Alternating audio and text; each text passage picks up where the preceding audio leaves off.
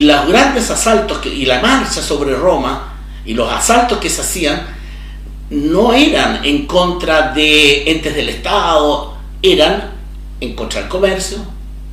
¿Se recuerdan del hecho de la noche de los cristales rotos? Atacan todo el comercio de las zonas, hay una ciudad, Nuremberg, que es la principal, pero en todas las ciudades fue, en donde se ataca al comercio judío, pero no solamente, y a aquellos que eran amigos de los judíos. Prácticamente en ciudades alemanas arrasaron prácticamente con el comercio. Muchos de aquellos comerciantes eran alemanes que podrían haber estado hasta de acuerdo con ellos. La presencia del fascismo en Italia, que yo lo conocí muy bien porque yo viví en Italia, conozco la historia italiana, estuve en los lugares, era el único propósito de las hordas fascistas en Roma antes que Mussolini tomara el poder, era crear el miedo, crear el terror. En el sur de Italia mataban campesinos solamente porque los campesinos ponían una bandera roja. No tenían un propósito político. El propósito político del fascismo era crear terror. Y tienen otro concepto en la violencia fascista: la guerra entre pobres, poner al pueblo contra el pueblo. ¿Qué propuso entonces Mussolini? ¿Qué propuso Hitler? Crear las camisas pardas, o crear las camisas negras en Italia, o las pardas en Alemania.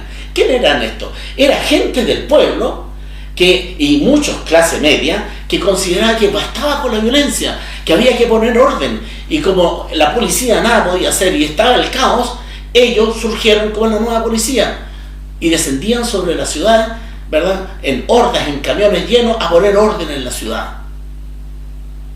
Pueblo contra pueblo, pobres contra pobres, necesidad urgente de un orden, caos en la violencia. Eso es lo que hoy día estamos viendo acá. Detrás de aquello, si ustedes ven la historia de Italia, muchas de las reivindicaciones que utilizó el fascismo para acceder al poder fueron las reivindicaciones socialistas. Mussolini fue director del periódico del Partido Socialista, l'Avanti. El partido nazi se llama Partido Nacional Socialista. Es decir, tomaron las banderas del socialismo para arrastrar y luego lo convirtieron en un nacionalismo estrecho y trasnochado que finalmente termina en el fascismo y el nacionalismo. Yo veo mucho de la violencia que veo actualmente y yo digo, esa es la explicación por qué un Estado, no digo un gobierno, un Estado no ha sido capaz de parar a 6.000, 7.000 o 3.000 personas que atacan lo que se les ponga por delante. ¿Cómo es posible que un país entero esté en manos de personas que no tienen ninguna visión política y que están aplicando la violencia por la violencia sin ningún criterio? Si el Estado no lo hace es porque le conviene.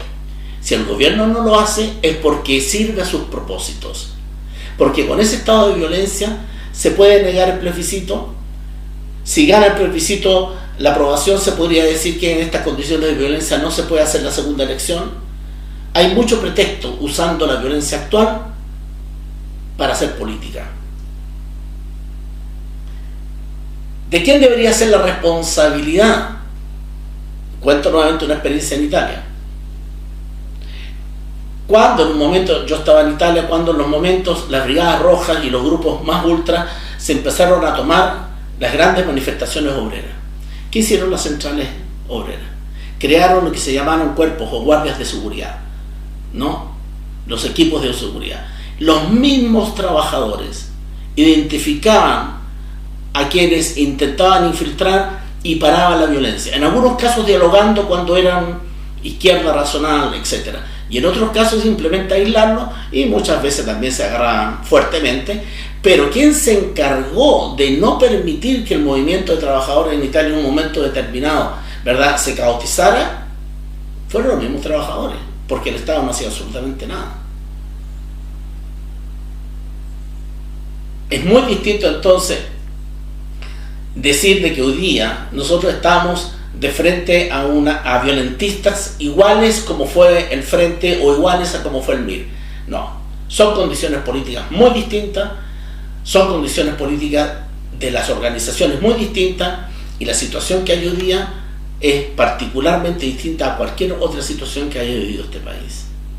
La violencia no se justifica en ningún caso, pero es aplicable la fuerza política, la política llevada a través de sistemas de uso de la fuerza bajo condiciones en donde la libertad y la democracia no están garantizadas o están sometidas o no existen.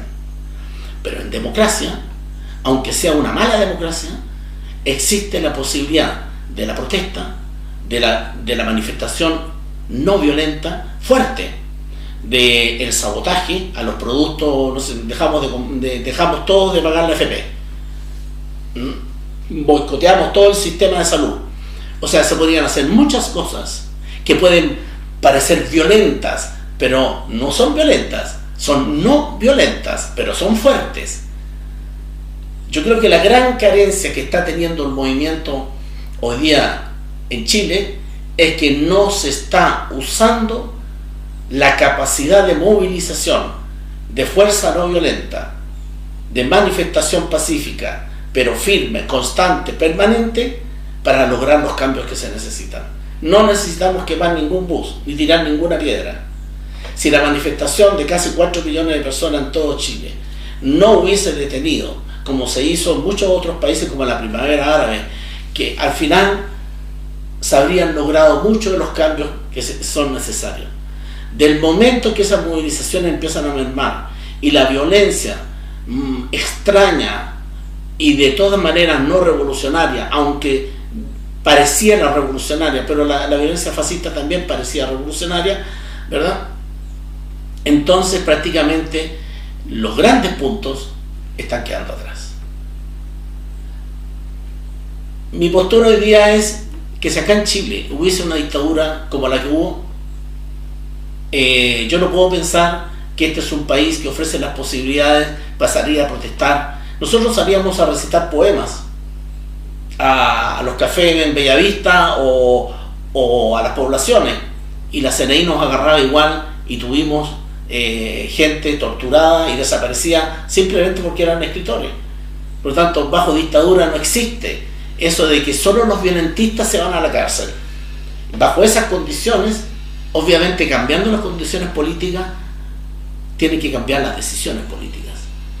Hoy día, en democracia, nosotros tenemos que retomar la democracia y tenemos que retomar el derecho a la manifestación no violenta, pero con fuerza permanente, continua.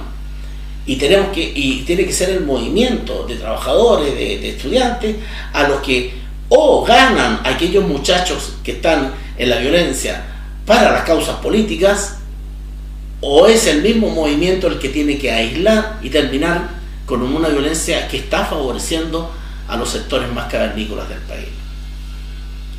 Por lo tanto, de violencia podemos hablar, si estoy o no en contra de la violencia. Yo estoy en contra de la violencia, y yo, estando dentro del frente, consideraba que ese yo no era violentista, yo era un cuadro político militar bajo una tiranía, según situación objetiva, no habiendo ninguna otra posibilidad. Había muchas formas de lucha y había que integrar la lucha armada como complemento a esa forma de lucha.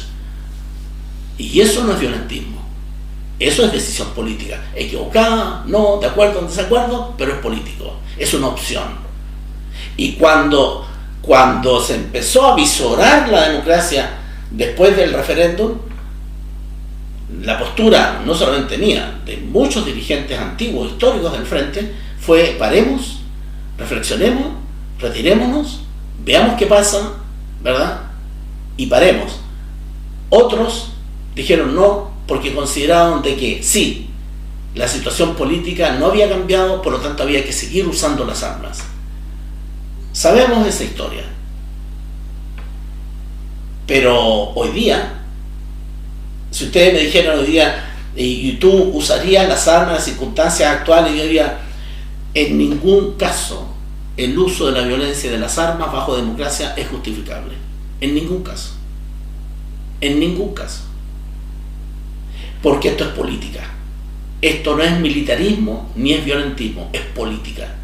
Pero de frente a una dictadura, no me importa el color que tenga, no me importa el color que tenga, que coarta los derechos, que no deja libertad, que obliga prácticamente a aceptar modelos de gobiernos impuestos, donde yo no tengo derecho a voz ni voto, en donde prácticamente soy manipulado y manejado, creo que es deber moral rebelarse por todos los medios en contra de ese sistema, no importa de qué ideología y de qué color tenga.